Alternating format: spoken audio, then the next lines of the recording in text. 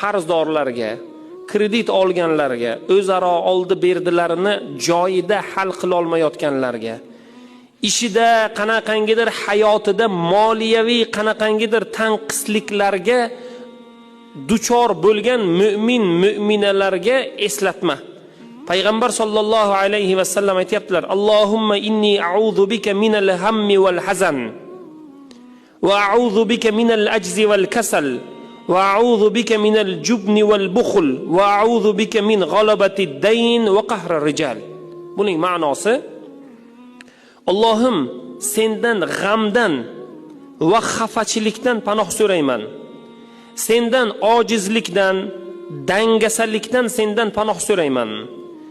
Sendan baxil bo'lib qolishlikdan, qo'rqoq bo'lib qolishlikdan panoh so'rayman. Sendan qarz menda g'olib kelishligi, ya'ni qarzdor bo'lishlikdan sendan panoh so'rayman.